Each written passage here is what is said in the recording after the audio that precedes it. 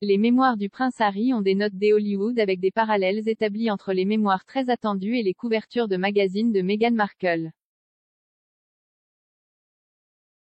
Les mémoires du prince Harry devraient être publiées le 10 janvier 2023, 18 mois après la révélation de son contrat de 4 livres.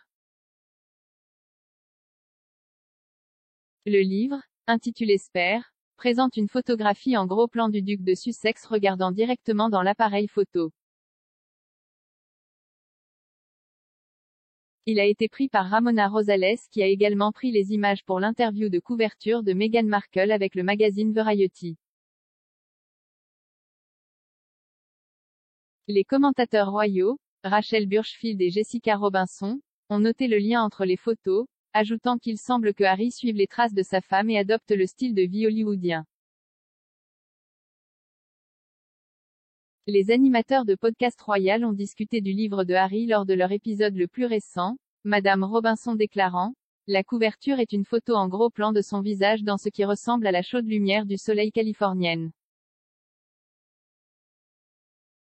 Point. Il a une de ces expressions où vous ne pouvez pas vraiment dire ce qu'il pense, ce n'est pas vraiment un sourire parce qu'il a la bouche fermée, mais ce n'est pas non plus trop sérieux et je ne pense pas qu'il ait l'air bouleversé sur la photo. Et la photo a apparemment été prise par le même photographe qui a pris la photo de Meghan pour son interview dans Variety. Elle a ajouté, la couverture du livre donne à coup sûr des vibrations hollywoodiennes. Madame Burchfield a noté la similitude entre la photo de couverture du livre et la photo de couverture de Meghan's Variety, en disant, ça ressemble à une affiche de film de science-fiction, il a juste l'air très pensif. Je peux certainement voir les parallèles entre la photo de Meghan pour Variety et sa photo, ajoutant, c'est une photo intéressante. Ce n'est peut-être pas mon préféré de Harry, mais il fait le travail. Madame Robinson a accepté, disant qu'elle n'aimait pas la photo de couverture de Meghan, poursuivant. Je n'étais pas vraiment une grande fan de l'une d'eux, le sien ou le sien. Harry a fait appel à la calligraphie primée de l'auteur Junior Moringer pour écrire ses mémoires. Monsieur Moringer est un romancier et journaliste américain qui a écrit des mémoires pour 2 personnalités publiques notables au cours de sa carrière, André Agassi et le cofondateur de Nike, Phil Knight. Le mois dernier, Harry a été appelé par Piers Morgan à propos de la photo de couverture de ses nouveaux mémoires, qui présente des similitudes avec celle de la du tennis Agassi.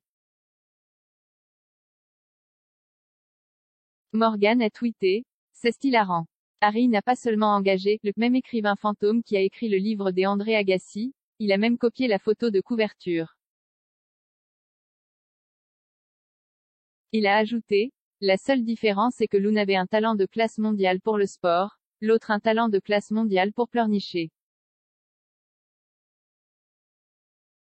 Dans le livre des Agassi de 2009, Open, en autobiographie, le sportif parle de son enfance et de son père arménien non conventionnel, qui a déménagé aux États-Unis depuis l'Iran, où il était boxeur professionnel.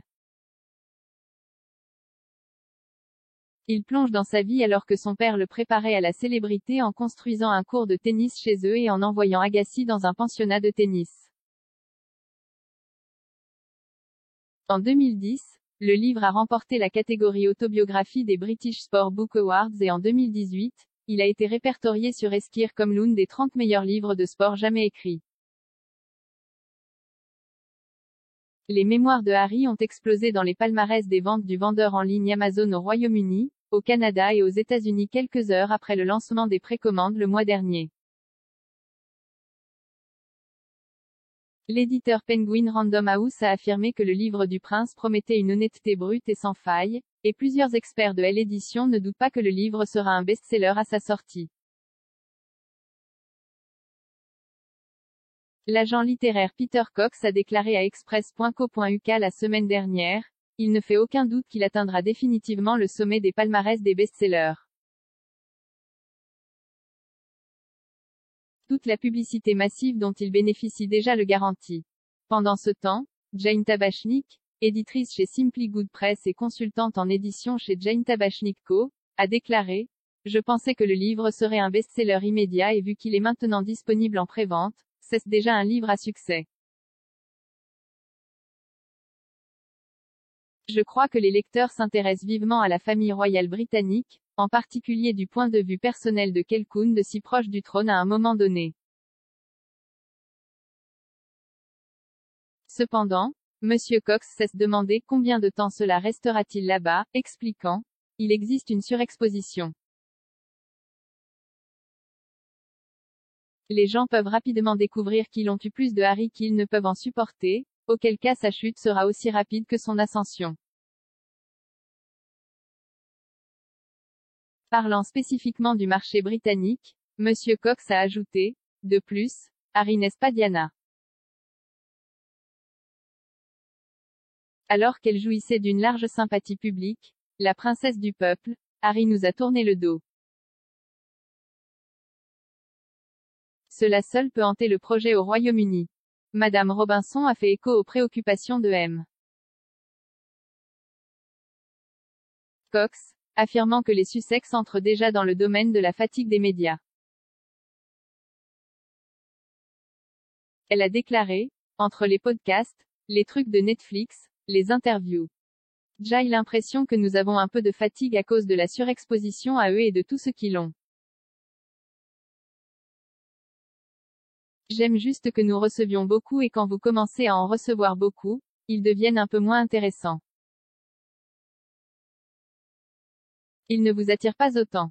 Cependant, Madame Burchfield a fait valoir: Je suppose que c'est ce que nous avons demandé parce que nous disions: Où est le contenu Spotify? Où est le contenu Netflix? Et maintenant, c'est ici et nous disons: Oh mon Dieu, c'est trop. Personnellement, je l'apprécie.